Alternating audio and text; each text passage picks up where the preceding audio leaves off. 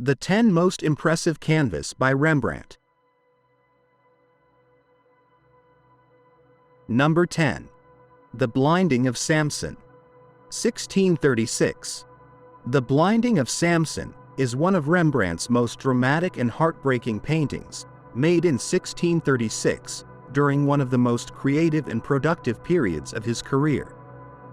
Based on the biblical story from the Book of Judges, the scene represents the moment when Samson, the famous Hebrew hero endowed with enormous strength, is betrayed by Delilah and captured by the Philistines. Deprived of his hair, the source of his power, Samson is reduced to helplessness and blinded by his enemies. The composition is dynamic and violent. Rembrandt places Samson at the center of the action, lying on the ground, screaming and writhing in pain as a Philistine stabs him in the eye with a dagger. The figures of the captors swirl around, and their brutality contrasts with the figure of Delilah, who walks away to the left with Samson's hair in her hand, a symbol of the betrayal accomplished. The chiaroscuro and the impasto brushstrokes underline the tension, creating strong light contrasts that emphasize the horror of the moment. The light, which falls on Samson's tense muscles and on the steely blade of the weapon, enhances the pathos of the scene and the tragic dimension of the story. On a symbolic level, this painting goes beyond the biblical narrative. Rembrandt captures human vulnerability in the face of betrayal, the fragility of power when its foundation is lost, and the rawness of unleashed violence. The degree of realism, visible in the expressions of panic and pain, in the sweat that shines on the skin, and in the savage gestures of the aggressors, makes this scene one of the most striking in his work. The Blinding of Samson not only documents an ancient story, but connects with the contemporary viewer by exploring the extreme limit between strength and weakness, confidence and ruin. Number 9. Danae, 1636. Danae, painted around 1636, is one of Rembrandt's most sensual and monumental works.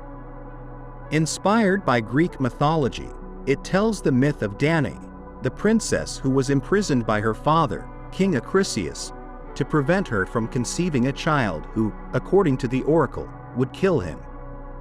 However, Zeus, transformed into a shower of gold, fertilized her, giving birth to Perseus.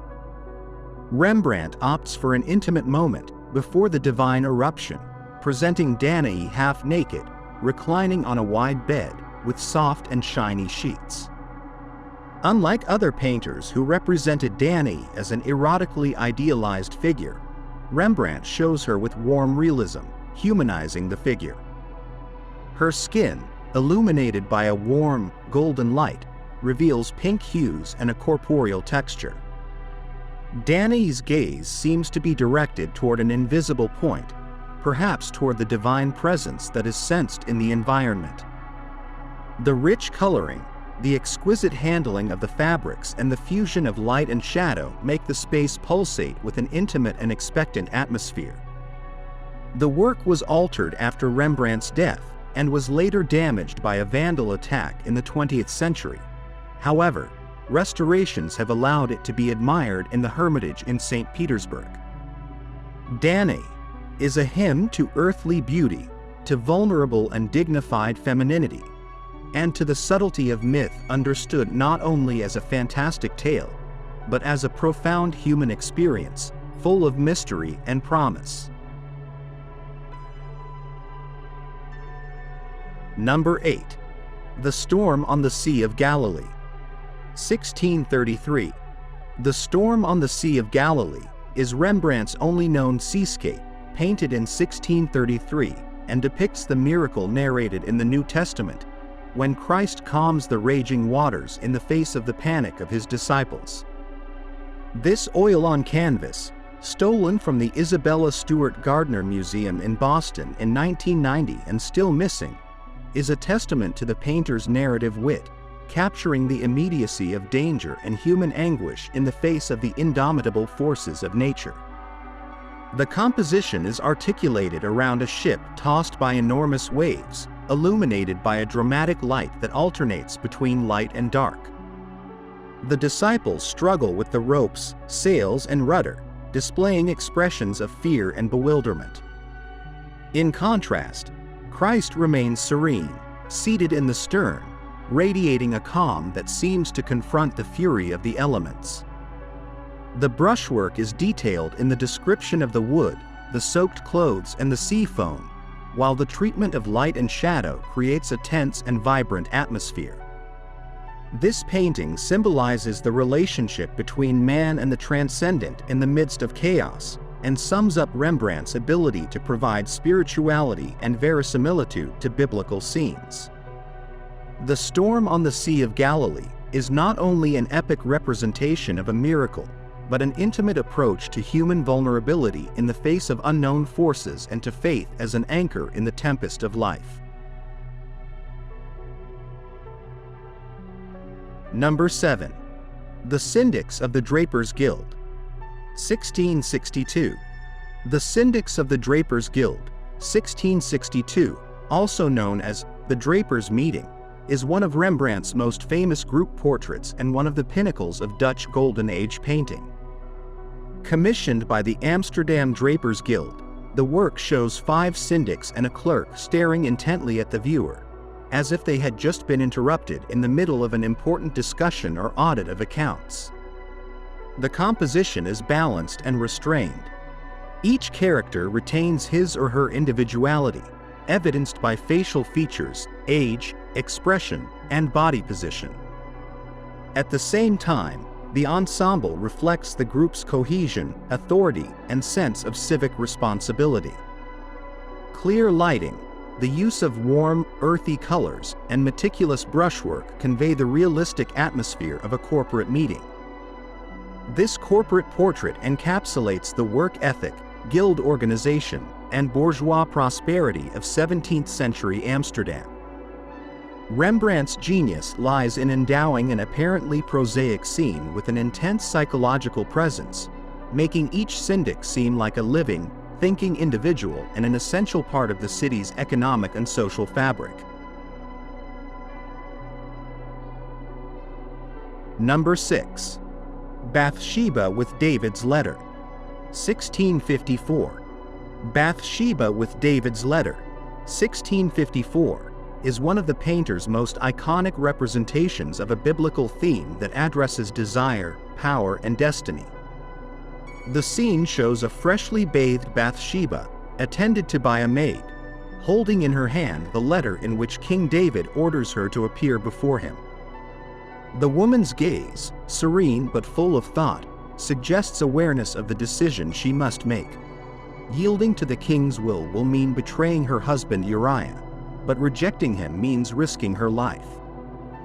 The figure of Bathsheba is realistically naked, far from idealized beauty.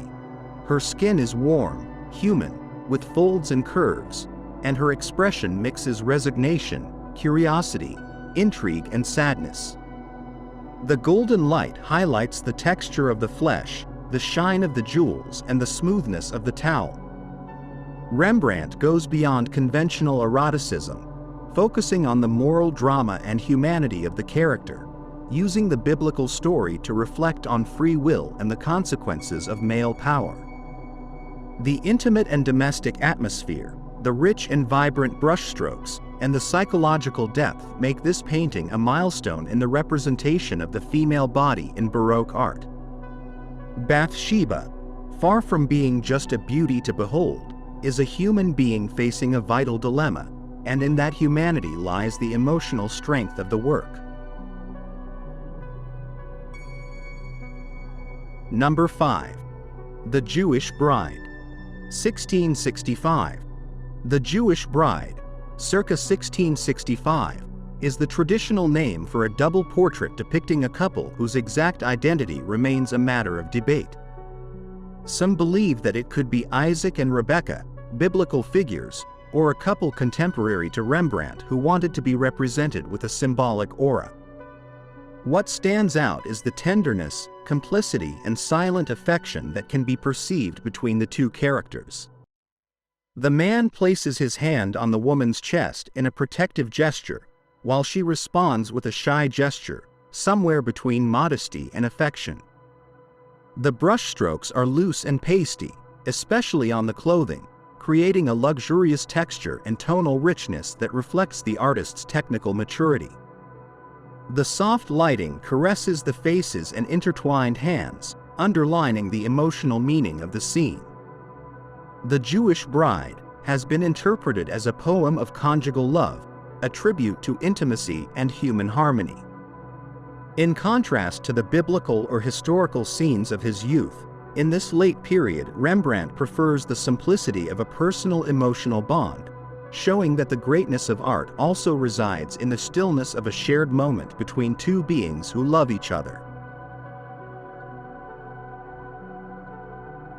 Number 4. Self-Portrait with Two Circles, 1665 to 1669. In Self-Portrait with Two Circles, 1665 to 1669, Rembrandt shows himself in one of his last self-portraits, already old, with his face furrowed by the wrinkles of experience and his gaze firm, serene and reflective. Behind him appear two semicircles or imperfect arches painted on the wall, whose meaning has been the subject of multiple interpretations. For some, they represent the perfection of the art that the painter tries to emulate. For others, they are an enigma, a technical or symbolic wink. The brushstrokes are dense and gestural, with thick impastos that almost sculpt the pictorial material. The light illuminates the face and the hands with which he holds the brushes and palette, emphasizing the physical presence of the artist in his studio. His clothing is simple, without ostentation, reflecting the austerity of his last years, marked by economic difficulties and the loss of loved ones. This self-portrait is a spiritual testament, a statement about the identity of the artist and his craft. A man who, after decades of creation, presents himself before the canvas with all his honesty, without idealization, assuming old age and mortality. The two circles could be the symbol of his genius and his ambition, or the unfathomable mystery of the art that has consumed his life.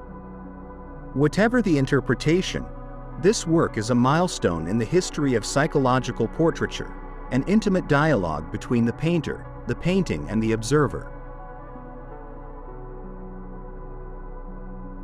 Number 3. The Return of the Prodigal Son, 1669. The Return of the Prodigal Son, 1669, is possibly Rembrandt's last great work, painted shortly before his death. Inspired by the Gospel parable, the scene shows the culminating moment. The son who, after squandering his inheritance and falling into poverty, repentantly returns to his father's home. The father, with a serene face and protective hands, receives him with mercy and understanding. To one side, the older brother observes with a mixture of skepticism, jealousy, and bewilderment. The light focuses on the act of embracing, creating a warm, golden spotlight that illuminates the hands resting on the young man's back and his head bowed in a gesture of humiliation. The brushstroke is pasty, free, eliminating superfluous details to concentrate on the emotional essence of the moment. The atmosphere is silent, contained, almost sacred. This work is a philosophical and spiritual statement, a masterful study of human compassion, forgiveness, and redemption. There is no grandiloquence or spectacle.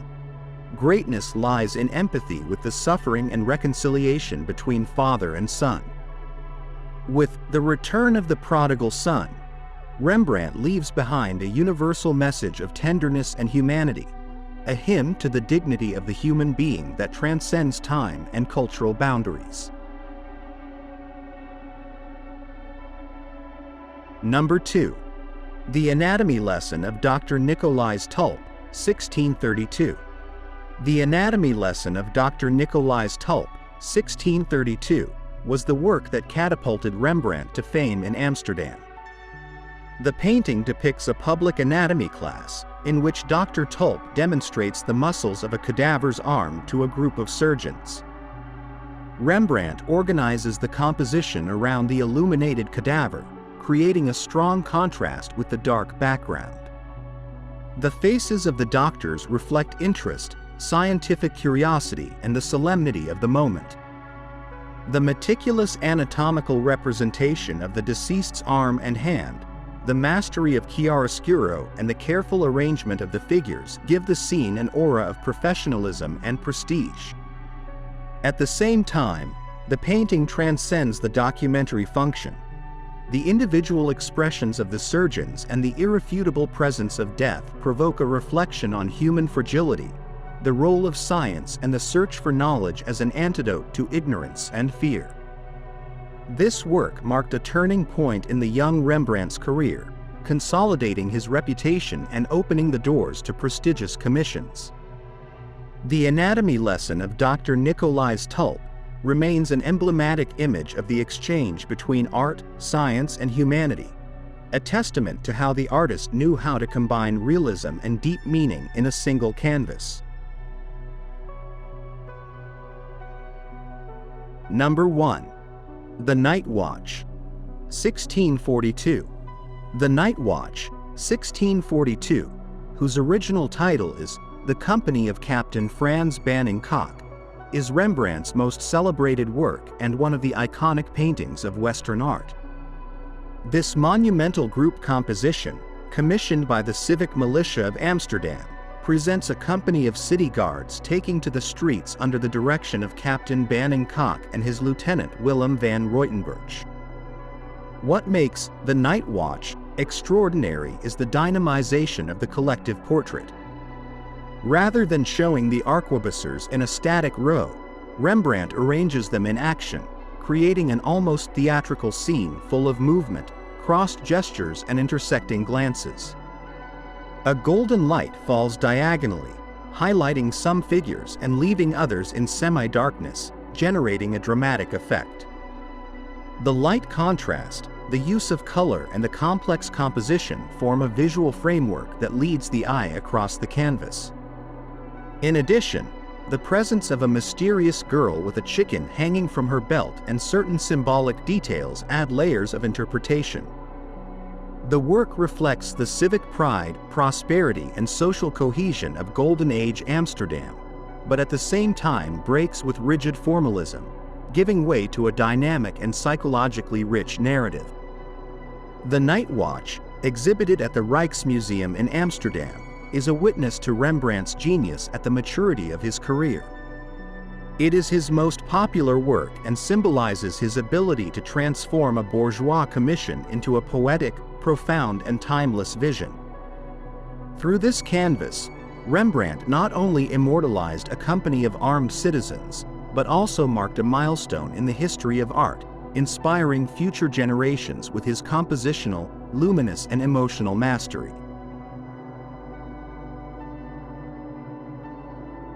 Thank you for watching our video. Subscribe to our channel for more videos like this. Give it a like, comment your thoughts, and share this video with your friends and family.